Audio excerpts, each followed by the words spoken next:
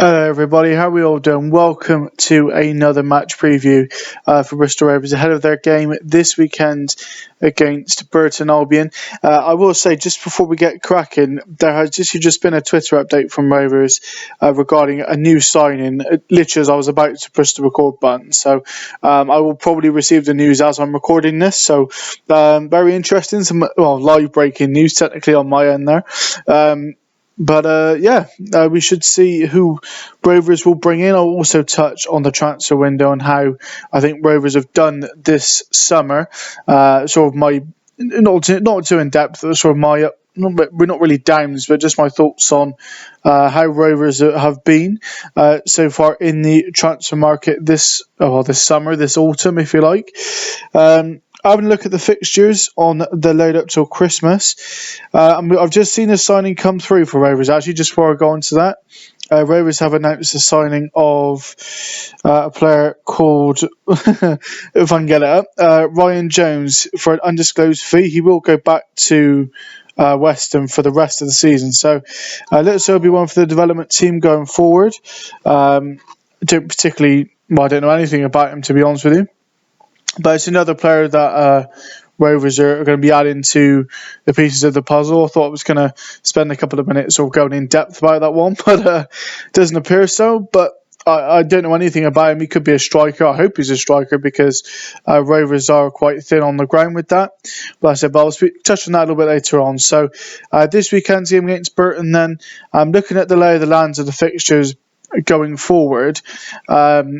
I looked in the build-up till Christmas. I think all of Rovers' midweek games up until Christmas have been moved to a 7 o'clock kickoff or earlier that are midweek. So I think, to me, that basically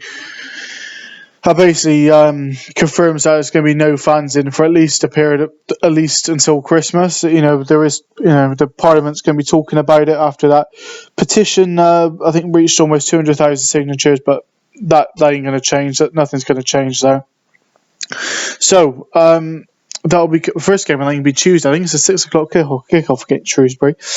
So it's been 2.5 minutes. Let's get into Saturday's game then. Burton come into the game having lost all of their games this season bar one. They currently sit second from bottom, have the worst defence in the league by quite some margin, which is surprising especially after only 5 games of the campaign. To see them doing this poorly, I'm not going to say it's unexpected, but I never really saw Burton pushing too high up. 4 defeats out of their first 5. 13 conceded, have scored 7, which is the same amount as Rovers. Burton, surely their best hope is getting a clean sheet, but they are missing a couple of key players in John Brayford and Michael Boswick. John Brayford, a very, very experienced defender, as is Boswick. I think they both made at least over 200 appearances each in the Football League, so they're going to be missing those going into the weekend. Rovers, I don't think there's any real new injury updates in terms of who's been out. I think Jun Ayunga should be back in training in the next week or two. And Josh Barrett's still just nursing himself back a little bit. And I think Alex Rodman apparently could be in training soon from reading reports. So hopefully those players who are out can get back in soon. There's no real update on Mark Little as of yet. Rovers looking to get their 3rd league win in a row, and if they do, Rovers would have won 3 out of their opening 6 games and unbeaten in 4 of their opening 6. So when you look at it, isn't too bad considering the start we've had against some good opposition there. And hopefully we can continue the good form, and I don't see why Rovers shouldn't be doing that. I think Rovers need to go out with a similar team that played against Lincoln last weekend. Obviously, the sign of Ernot's tumour was very, very positive and very surprising. I did not expect Rovers to sign a player of that quality. I know he's not really done a great deal over the last 2 seasons, but if he can replicate his form for Walsall for Rovers, then we've got a hell of a player on our hands there. And like I said, it'd be very, very difficult to keep him, I feel, if he does well. But he should be a quality addition for us. And he has played a pre-season as well. I think he made a couple of appearances for Charlton already. So it shouldn't take him too long to kind of get... He shouldn't really take any time to get up to the speed with Rovers, to be honest. So, with that, then let's sort of have a look at how I think Rovers will shape up and what their lineup will be. I'll say it anyway, but I think it'll just be the same as Lincoln, or maybe one or two changes. So Jacola's going to be in the sticks. Josh Hare and Dave Tonda, the wing backs, and the back three of Harries, Baldwin, and Aymer. I still don't see Kilgore getting back into the team, if I'm honest. Midfield of Grant and Westbrook, and I'm going to go with Ots Toomer in the midfield there. Now, I don't know if Rovers are going to go with more of a 5-2-3 and have Ots Toomer sort of on out wide with Daly, with Hanlon in the middle, or have I kind of see Ots Toomer to be in the midfield in the middle with Hanlon and Daly up front. So there is options for movement there. It does see McCormick drop to the bench, but I don't think that'll do. I don't think it'll knock McCormick. I think he's a very good player, and he'll get his chance again. I think he's not a bad player, to be fair. I think he's been a good addition to the side. He's certainly not out of place. And I think with Westbrook starting to come on now as a good player, Josh Grant looking the business in the midfield as well. We got some really good players. You know, the only thing that kind of concerns me is going forward, Hanlon and Daly. They're our only fit strikers, so you're kind of a bit buggered if one of them gets injured. But I think it's the risk now Rovers take. Would I've liked to seen another striker in, of course.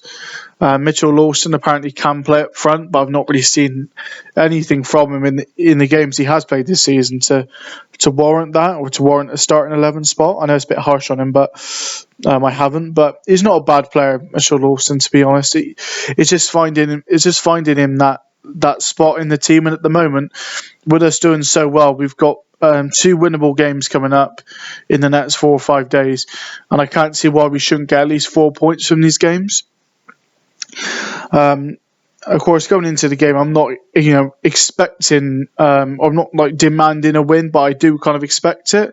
No team has the divine right to win a game, but I will be a little bit disappointed if Rovers fail to get 3 points this Saturday, depending on the circumstances, of course. But with a team like Burton, how poor they look, I can't see anything other than a Rovers win. So that will do it from me today. Thank you so much for listening to today's match preview. As I hope you'll remain safe and well. It is a little bit difficult watching the football at the moment, not in terms of it being bad, but just not being there. It really is now starting to have a little bit of a strain on me. You just miss that interaction, and it is difficult to stay engaged watching it for a bloody TV screen. But I guess now we know, how all the Man United fans feel every week, I suppose, when they're sat there in their armchairs.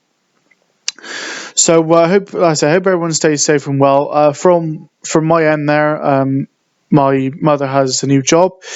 She was sadly found herself unemployed a few weeks ago there due to the cuts and stuff going on because of the pandemic. So I'm really pleased for her. My dad did have a COVID test, but has come back negative. So he's all right.